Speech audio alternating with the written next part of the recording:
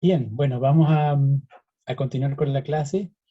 Como les anticipaba entonces en esta segunda parte, quisiera recapitular algunos temas, algunas ideas, algunos elementos que están disponibles en el aula virtual y que tienen que ver con nuestra unidad sobre animales y plantas. Voy a partir tomando la pregunta que hace Andrea en el chat acerca del sistema taxonómico, que es parte del desarrollo de la unidad en torno a la clasificación de la biodiversidad, es la clasificación de los seres vivos, y Andrea nos pregunta si el sistema taxonómico permite clasificar los seres vivos desde el nivel más general al más específico o viceversa. Efectivamente, Andrea, es un sistema de clasificación que organiza o que nos permite ordenar, por supuesto, hasta cierto punto de manera arbitraria, a los distintos tipos de seres vivos en función de sus características, y para eso se establece un sistema de niveles de complejidad, podríamos decir, o niveles de generalidad, de manera que el nivel más general es aquel en el cual hay mayor cantidad de tipos de seres vivos distintos, que comparten ciertas características, por supuesto más generales, y en un último nivel de especificidad hay un grupo de seres vivos más específicos en el sentido de que comparten un número mayor de características, pero mucho más específicas, valga la redundancia, más particulares. Así que, claro, el sistema taxonómico va de lo general a lo particular, en el sentido de que nos permite agrupar seres vivos en función de sus características comunes. Mientras mayor cantidad de seres vivos incluyamos en una categoría, es porque las características comunes son más generales, más amplias. Si es que vamos a un nivel más específico de clasificación, o un nivel menos general, entonces las características que nos permiten agrupar organismos en ese nivel son características más restringidas, menos difundidas entre otros tipos de seres vivos. Podemos recorrer el sistema taxonómico en cualquiera de los dos niveles, pero es un hecho que es un sistema jerárquico que va de lo general a lo particular o viceversa.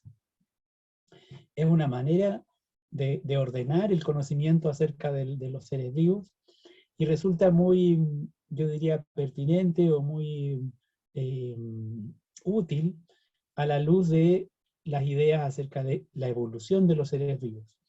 Los sistemas taxonómicos justamente tienen implícita la idea de que los organismos evolucionan y se relacionan unos con otros en función de el cambio de sus características genéticas o morfológicas.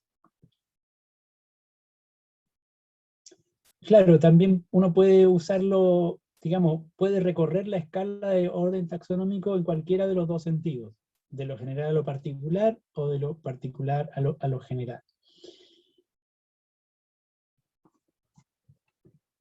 Vamos a retomar seguramente este punto en alguna de las siguientes diapositivas, así que cualquier comentario o pregunta que surja podemos extenderlo en la clase.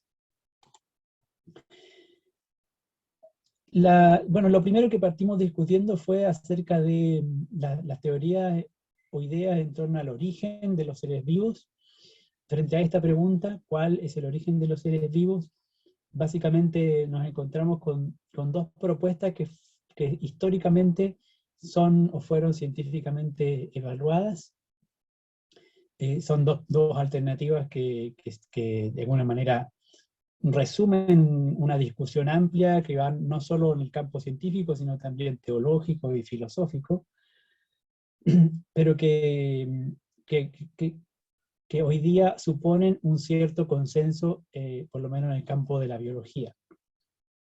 Y estas dos alternativas eran la idea de la generación espontánea y la idea de que el origen de los seres vivos siempre está supeditado a la preexistencia de otro organismo anterior, de otro ser vivo. En torno a estas hipótesis, distintos pensadores e investigadores realizaron algunos trabajos de investigación que les permitían ya sea avalar o refutar cualquiera de las dos posiciones. Si lo miramos desde el punto de vista histórico, la idea más presente en la historia del ser humano es la idea de la generación espontánea, porque prácticamente durante toda la historia, hasta el siglo XVII, se aceptaba la idea de que los seres vivos podían surgir a partir de la materia inerte, de la nada, o digamos, de lo inerte. Y esta idea recién fue evaluada y podríamos decir refutada científicamente con el trabajo de Redis, Spallanzani y Pasteur del siglo XVII en adelante, mediante trabajos experimentales que realizaron en torno al desarrollo de microorganismos en caldos de cultivo. Efectivamente, Collins hoy día está obsoleta la idea de la generación espontánea, en el sentido de que se conocía la teoría de la generación espontánea, o de la hipótesis de la generación espontánea. Podríamos decir que sí, hoy día nadie va a sostener la idea de que un ser vivo complejo pueda emerger de materia inerte. Sin embargo, cuando veamos luego la teoría quimiosintética, en cierta manera, es una nueva versión de la idea de la generación espontánea. Y desde ese punto de vista podríamos decir que es una hipótesis que se actualiza y que se precisa en el campo científico. Pero lo dejamos para un par de diapositivas más adelante.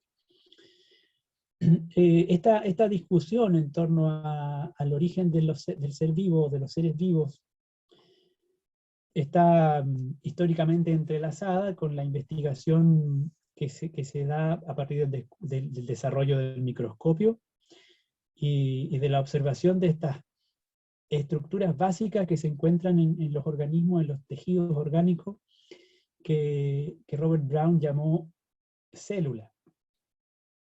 De ahí surge la idea de que los organismos vivos están conformados por una unidad funcional básica, y que de alguna manera le da estructura y le da funcionamiento, ¿cierto?, a los organismos. Los seres vivos, en este sentido, van a estar compuestos ya sea de una única célula o de muchas células, y por lo tanto se habla de organismos unicelulares o de organismos pluricelulares.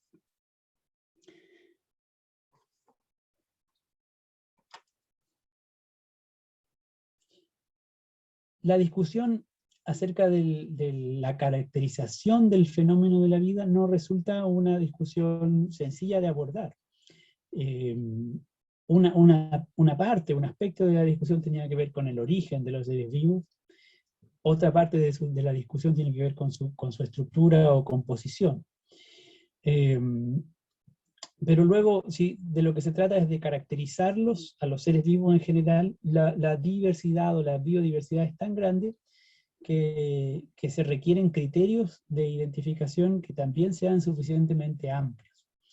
Y en ese sentido, en biología se han propuesto una serie de procesos, de actividades, podríamos decir, que caracterizarían a los seres vivos en general.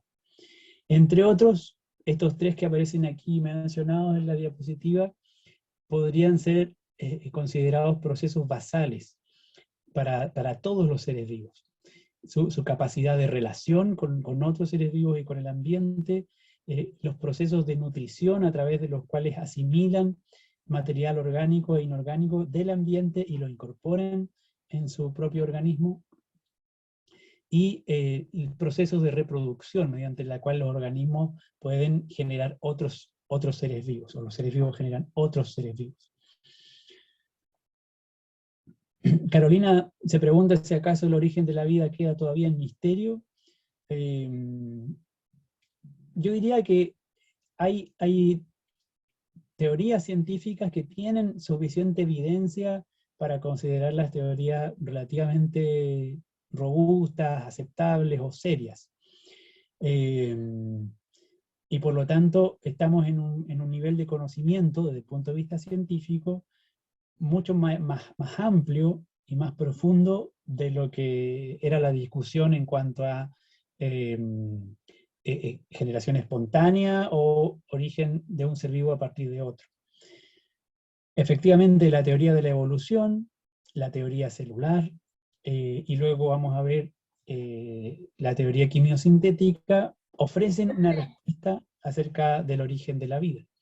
Es que Dígame. a eso me refiero, como que están, como que en mi cabeza se me mezclan todas las teorías, la teoría evolutiva, la teoría, no sé, físico-química, de cuando los Ujú. elementos fueron el desarrollo de las células. Entonces, digo en el fondo, entonces, ¿cuál es el origen de la vida? ¿Tiene todas estas hipótesis que las juntan?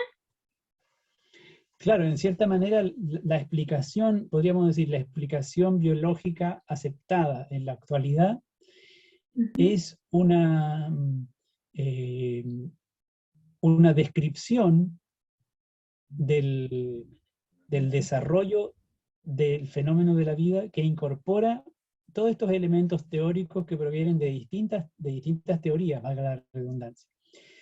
O sea, hoy día podemos tener una explicación acerca del origen de la vida si aceptamos la teoría de la evolución, si aceptamos la teoría celular, si aceptamos la teoría quimiosintética. Hay que Ah, hacer ya. una especie de síntesis entre estas teorías para Ujú. tener una narrativa coherente acerca de cómo pudo haber sido que se originó la vida, o el fenómeno de la vida. Por supuesto, cuando uno hace esa síntesis, eh, solamente puede fundarse, puede basar esa síntesis en la evidencia que respalda cada una de estas teorías. Y no hay completa seguridad de que no vayan a cambiar, digamos, de que eventualmente se encuentren evidencias que modifican estas teorías o que las reemplazan. Pero por ahora es la mejor explicación disponible.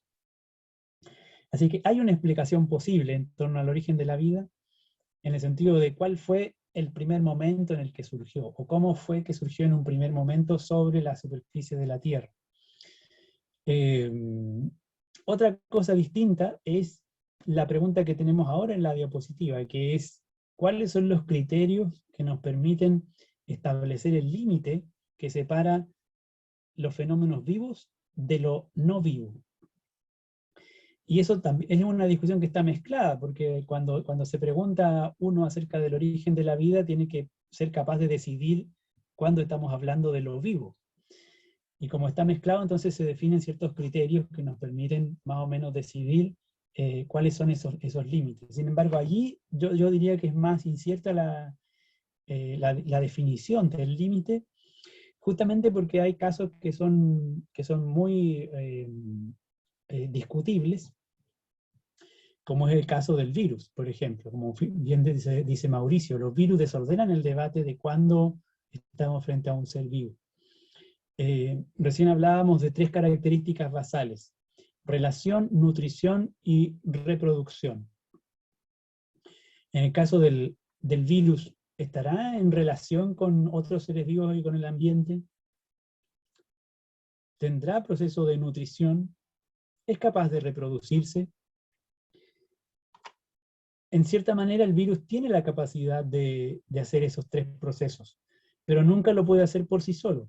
Y de hecho, el virus no está compuesto de células porque se encuentra en un nivel de organización más básico. Es una especie de máquina molecular compleja, pero no alcanza a ser una célula, en el sentido de que no tiene un núcleo, no tiene una membrana, no tiene organelos internos. Sin embargo, cuando el virus se incorpora dentro de una célula, entonces adopta todas estas funciones que decíamos que tienen los seres vivos. Así es que se puede, se puede discutir. Bajo ciertos criterios el virus podría calificar como un ser vivo, mientras que bajo otros criterios no. Y eso, bueno, simplemente nos da cuenta de que la discusión científica no es una discusión definitiva o cerrada, es una discusión que está siempre puesta en tela de juicio, sobre la base de evidencias que provienen del mundo empírico, de la investigación, y sobre la base de argumentos y de defensas corporativas o sociales, digamos, de comunidades de científicos y de estructuras institucionales que favorecen una u otra postura. Eh, pero esa misma discusión que tenemos, por ejemplo, en torno al virus, uno la podría plantear respecto de este primer elemento, que es una estructura que proviene de un ser vivo, ¿cierto? De una planta, y que transporta una semilla de la planta. Entonces podríamos preguntarnos, ¿la semilla es o no es un ser vivo? ¿Está en relación, reacciona frente al ambiente, se reproduce, se nutre? O podemos hacernos la misma pregunta respecto de un ser vivo que muere, digamos, un animal muerto. ¿Fue un ser vivo? ¿Qué pasa con las células de ese ser vivo? Mauricio plantea que la semilla es un potencial ser vivo. Efectivamente, algunas personas hablan de un estado de latencia de la vida, como una vida que está en reposo, en espera. Y la verdad es que en ese sentido, claro, la semilla tiene todos los procesos de una célula, pero está en un proceso como de reposo, porque todo esa actividad de nutrición incluso ocurren tan lentamente que parecen ser indetectables.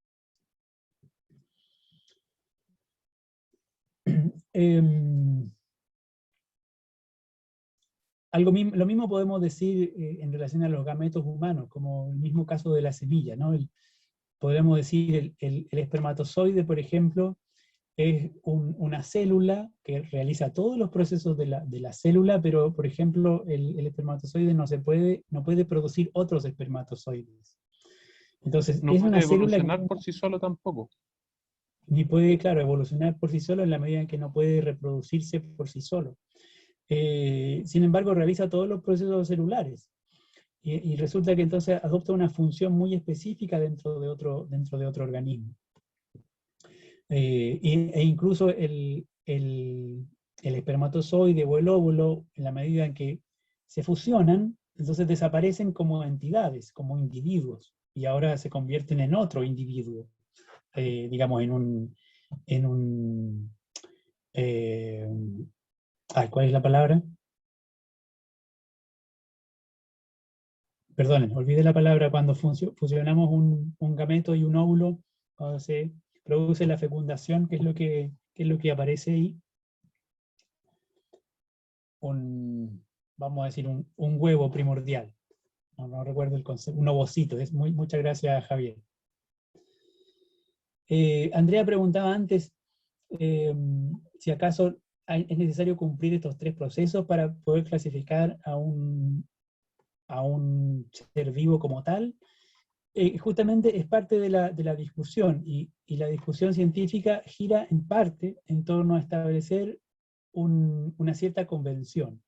Entonces podemos establecer la convención de que en la medida de que un ser vivo, o un organismo, o un ente, presenta estos 3 procesos basales, entonces estamos en presencia de un ser vivo. Vamos a encontrar casos límites, sin duda, y frente a esos casos límites habrá que discutir la pertinencia de los criterios. Pero en términos generales, si uno se pone de acuerdo, y más o menos este es el acuerdo a nivel científico, teniendo estos 3 procesos basales, estamos en presencia de un ser vivo. Hay otros, la literatura por supuesto incluye otros procesos, por ejemplo, homeostasis, la capacidad del organismo para mantenerse en equilibrio interno y con el ambiente, en la medida que intercambia energía y materia. Podría ser también otro criterio que usáramos para delimitar el fenómeno de lo vivo.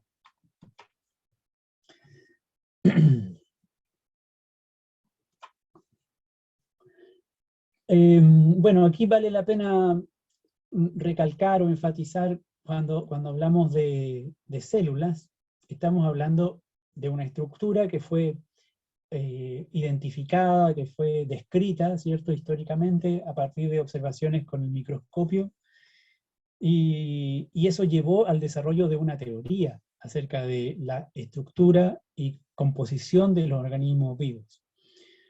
La célula no es por sí sola diríamos, un fenómeno observable directamente, sino tenemos un marco de interpretación de qué es la célula. En ese sentido es un concepto científico, un concepto técnico. Por supuesto se puede discutir mucho filosóficamente acerca de la realidad de las células, pero desde el punto de vista científico hay una teoría celular que avala o que respalda la idea de que los seres vivos están compuestos por células, y esa teoría básicamente se reduce a estas tres ideas básicas, digamos, elementales. La idea de que los seres vivos están compuestos de una o más células es un principio de la teoría celular, basada en la observación de microorganismos mediante microscopios. La célula, se dice en esta teoría, es una unidad básica de estructura para todos los organismos. Y por otra parte, las células se desarrollan solo a partir de células existentes. Es una unidad básica de estructura y de función, porque se puede reconocer en esta estructura justamente una dinámica interna, se puede reconocer algunos procesos de intercambio físico-químicos que realizan de manera sistemática y que se repiten en los organismos.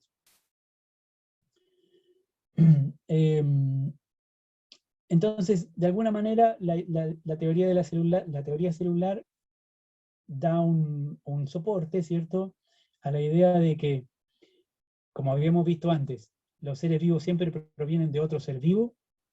Eso se aplica claramente a los organismos vivos, podríamos decir, superiores, que son visibles, que podemos apreciar a simple vista, pero también se aplica a nivel de microorganismos. Y en particular, si que consideramos que existen los organismos unicelulares, también se aplica a nivel celular. Entonces, la pregunta inicial acerca del origen de la vida ahora se acota o se focaliza en la pregunta acerca de cómo surgieron las células, o cómo surgió la primera célula. Si todos los organismos vivos provienen de otro, y todas las células provienen de otra célula, la pregunta del origen de la vida es ahora acerca de dónde vino la primera célula. Y esa es lo que llamamos la teoría quimiosintética, que es, diríamos, la hipótesis científica que tiene mayor respaldo, o que está avalada por un mayor número de científicos, y que, como les dije hace un par de diapositivas atrás, es hasta cierto punto una nueva versión de lo que habíamos estado discutiendo antes, que considerábamos la teoría de la generación espontánea. Porque básicamente postula la idea de que las primeras protocélulas, digamos, las organizaciones previas a tener células como las conocemos ahora, se organizaron, surgieron a partir de una combinación más o menos espontánea, aleatoria, azarosa, de elementos químicos que estaban disponibles en el planeta hace millones de años atrás, cuando el planeta se formó. Entonces, yo diría, claro, podríamos decir, esta idea de la teoría quimiosintética es la idea de que las primeras protocélulas se formaron espontáneamente a partir de materia inerte, a partir de moléculas complejas que estaban disponibles en la atmósfera, en los océanos, de hace 4.000 millones de años atrás en la Tierra. Y en ese sentido, es una nueva versión, podríamos decir, o la versión científica actualizada de lo que durante muchos siglos fue la hipótesis de la generación espontánea. Por supuesto, no es una teoría o no es una hipótesis puramente creativa o imaginativa, porque como es una teoría científica, entonces tiene cierto respaldo en evidencia. Hay antecedentes, justamente incluso empíricos, que muestran que es factible llegar a encontrar o llegar a producir moléculas orgánicas a partir de moléculas inorgánicas, dadas ciertas condiciones ambientales. En particular, algo relevante en este sentido es que hace 4.500 millones de años atrás, imaginen lo que eso significa, por supuesto es muy difícil de dimensionar. Hace 4.500 millones de años atrás, cuando se formó el planeta, esto avalado, por supuesto, por evidencia desde el punto de vista de la geofísica y de la astrofísica, evidencia fósil, etcétera, evidencia en los estratos de los continentes, etcétera.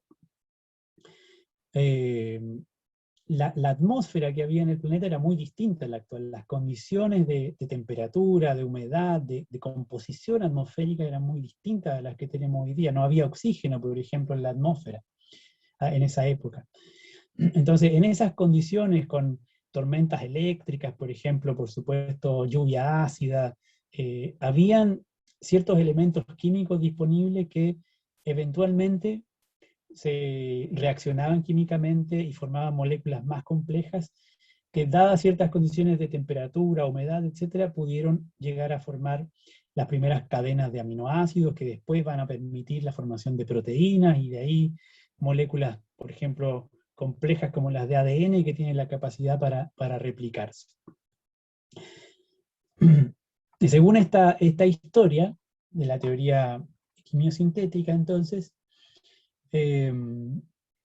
hace unos 4.500 millones de años se forma la Tierra en un proceso, digamos, cósmico, ¿cierto? Junto con la formación del sistema solar. Esto es lo que Carolina dice, la astrofísica, justamente la astrofísica es la ciencia que se dedica al estudio desde el punto de vista físico de los procesos cósmicos. Y allí incorporamos la formación de estrellas, la formación de planetas, la formación y dinámica de las galaxias, etc.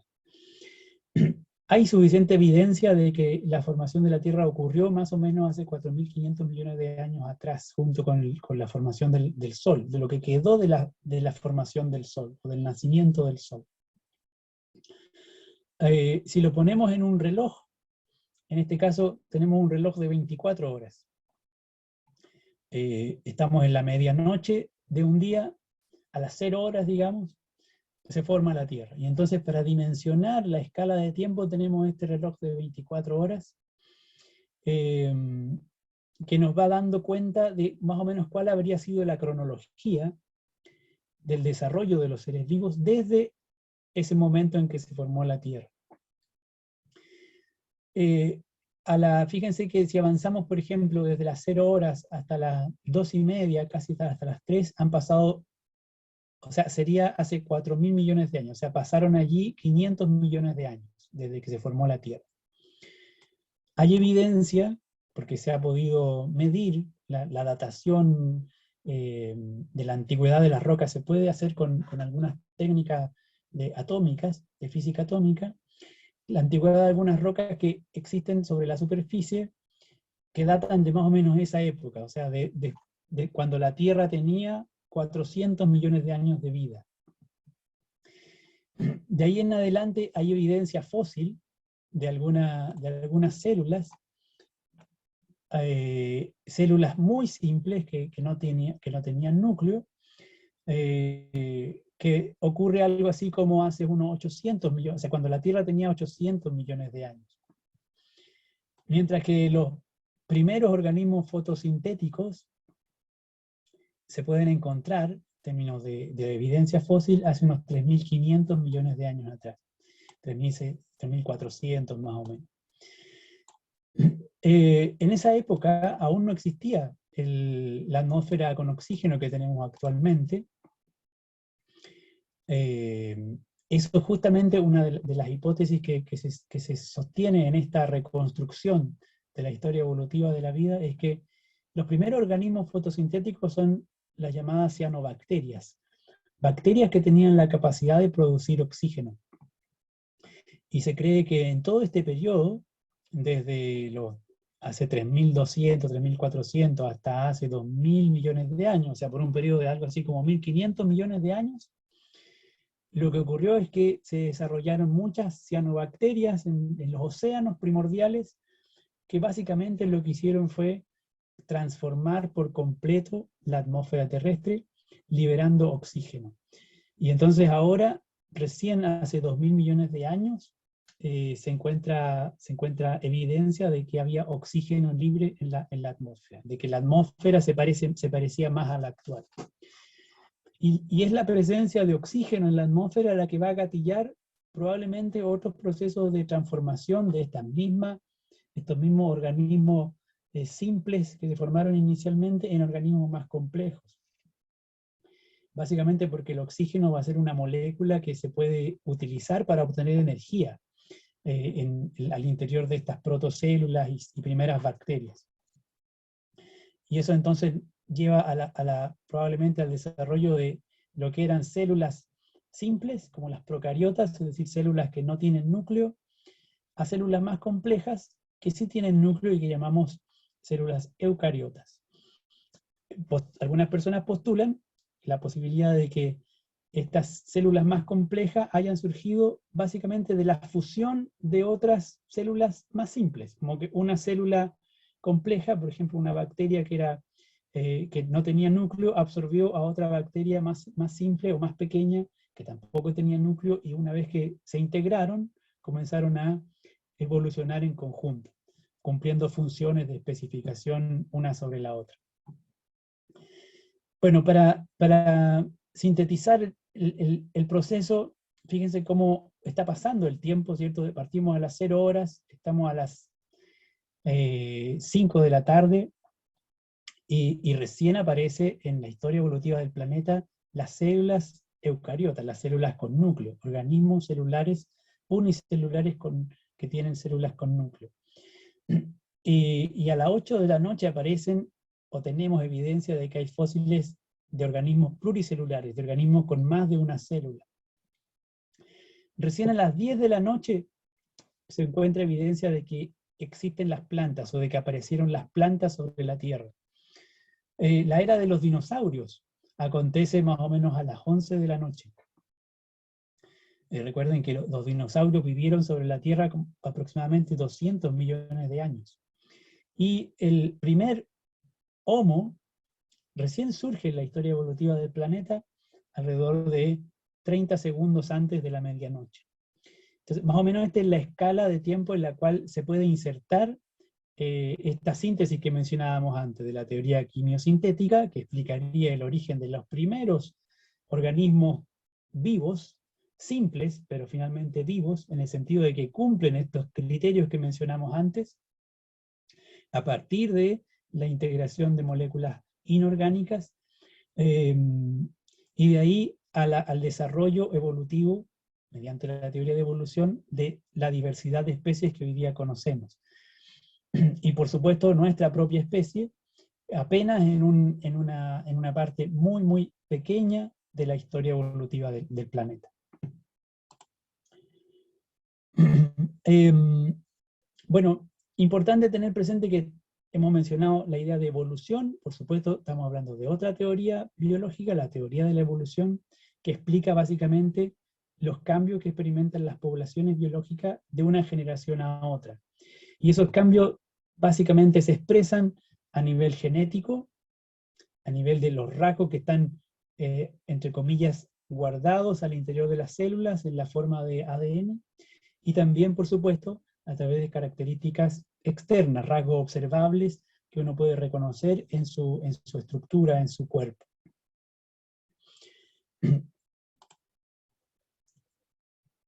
La teoría de la evolución, si bien muchas veces la interpretamos como sinónimo de la selección natural, es importante tener presente que hoy día es una teoría mucho más compleja, es una teoría que tiene harto respaldo, harta evidencia científica del campo de la genética, del campo de la ecología, etc.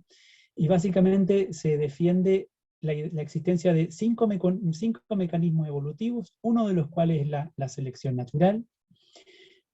Aquí tenemos un modelo que representa en qué consiste este mecanismo evolutivo, el de la selección natural. Básicamente tiene que ver con la aparición, o más bien con la permanencia de ciertos rasgos en los organismos que favorecen su sobrevivencia, y la desaparición de otros rasgos que no benefician o que no favorecen la sobrevivencia. Por ejemplo, aquí tenemos escarabajos negros y escarabajos blancos que caminan sobre un fondo gris. Eventualmente los escarabajos blancos, que son parte de la misma población de escarabajos negros, son más susceptibles de ser comidos por los pájaros, porque son más visibles. Y como son más comidos por los pájaros, entonces en una siguiente generación vamos a encontrar más escarabajos negros que escarabajos blancos. Este es un proceso de selección natural. De alguna manera, la población cambia sus características en función de las presiones selectivas del ambiente. Fíjense que el cambio no ocurre en el organismo, sino que ocurre en la población, en la medida que se avanza de una generación a otra. ¿Alguien me puede comentar cuántos minutos quedan de esta grabación? 2 minutos, profe. 2 minutos, gracias. ¿Alguna pregunta o comentario hasta aquí? Profe, disculpe, este resumen que usted está haciendo lo va a subir al aula, ¿verdad?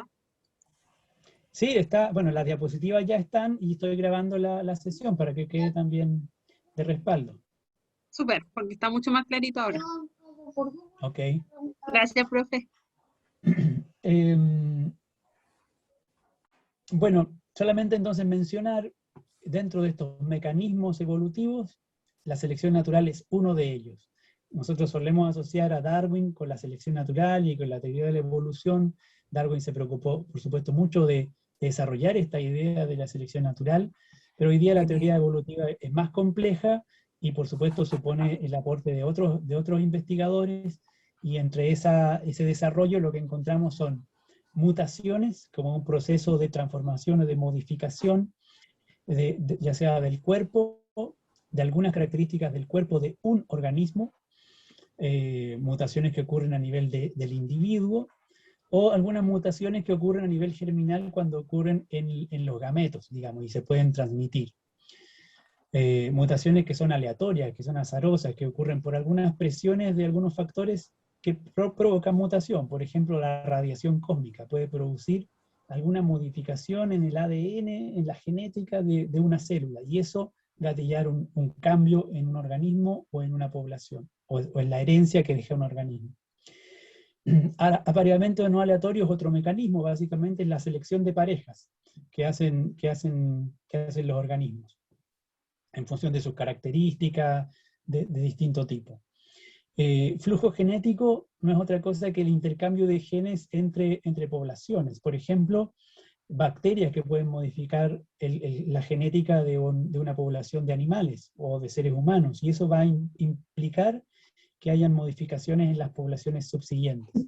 Me lo comí. Ya me lo comí. ¿Cómo? Bueno, va a terminar esta grabación, así que voy a retomar en un minuto, ¿ok?